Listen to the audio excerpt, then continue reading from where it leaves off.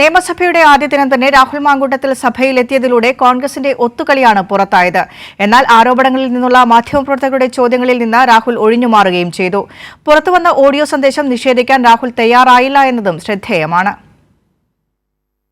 നിയമസഭാ സമ്മേളനം ആരംഭിക്കുന്നതുവരെ രാഹുൽ മാങ്കൂട്ടത്തിൽ നിയമസഭയിൽ എത്തുമോ എന്നതിൽ കോൺഗ്രസ് നിലനിർത്തിയ ആശയക്കുഴപ്പം. കൃത്യമായ മറുപടി നൽകാതെ ഒഴിഞ്ഞുമാറിയ പ്രതിപക്ഷ നേതാവ്. ഇതിന് പിന്നാലെയാണ് രാഹുൽ സഭയിൽ 9:15 എത്തിയത്.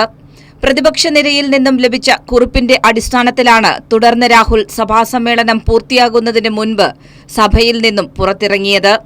കോൺഗ്രസ് പാർട്ടിയെ ഒരു ഘട്ടത്തിലും ധിക്കരിച്ചിട്ടില്ല എന്നുള്ള രാഹുലിന്റെ മറുപടി തന്നെ വ്യക്തമാക്കുന്നു കോൺഗ്രസിന്റെ മുതിർന്ന നേതാക്കൾ രാഹുലുമായി ഉണ്ടാക്കിയ ഒത്തുകളി. പാർട്ടിയും ധിക്കരിച്ച് രാഹുൽ നിയമസഭയിലേക്ക് എന്നാണ് പറഞ്ഞത്. ഇന്ന് ഏതെങ്കിലും കാലത്ത് പാർട്ടി അനുകൂലമായതോ വ്യക്തിപരമായി പ്രതികൂലമായതോ തീരുമാനം എടുക്കുമ്പോൾ ആ തീരുമാനത്തെ ധിക്കരിക്കുവാനോ ലംഘിക്കുവാനോ ഒരു കാലത്തും ശ്രമിച്ചിട്ടുള്ളൊരു കോൺഗ്രസിൻ്റെ പ്രവർത്തകനല്ല ഞാൻ. അപ്പം ഇപ്പോഴും സസ്പെൻഷനിലാണെന്ന് പറഞ്ഞാലും ഞാൻ പരിപൂർണമായി പാർട്ടിക്ക് വിധേയനായി മാത്രം പ്രവർത്തിക്കുന്ന ഒരാളാണ്. അതേസമയം ലൈംഗികാരോപണ പരാതികളിൽ മറുപടി പറയാൻ രാഹുൽ തയ്യാറായില്ല. പുറത്തുവന്ന ഫോൺ സംഭാഷണത്തിലെ ഓഡിയോ തന്റേതല്ല എന്ന് രാഹുൽ നിഷേധിച്ചില്ല എന്നതും ശ്രദ്ധേയമാണ്. പക്ഷേ രാഹുൽ പ്രധാനമായും പറയേണ്ടത് പുറത്തു വന്ന ഓഡിയോയെ കുറിച്ചാണ്. അതിലൊരു വിശദീകരണം രാഹുൽ നൽകൂ. അതൊന്ന് പറയും. അന്വേഷണ സംഘത്തിന്റെ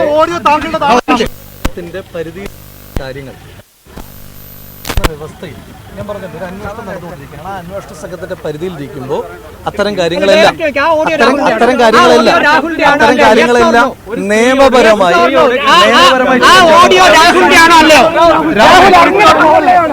നിയമസഭയിൽ നിന്നും MLA ഹോസ്റ്റലിൽ എത്തി മടങ്ങും വഴി SFI രാഹുലിന്റെ വാഹനം തടഞ്ഞ് ശക്തമായ പ്രതിഷേധമാണ് ഉയർത്തിയത്. ഇനിയുള്ള ദിവസങ്ങളിലും സഭാസമ്മേളനത്തിൽ പങ്കെടുക്കും എന്ന നിലപാടാണ് രാഹുൽ സ്വീകരിച്ചത്. ഇത് വലിയ പ്രതിഷേധങ്ങൾക്കാകും ഇടവയ്ക്കുക എന്നുള്ളതിൽ സംശയമില്ല. കൈരളി ന്യൂസ്, തിരുവനന്തപുരം.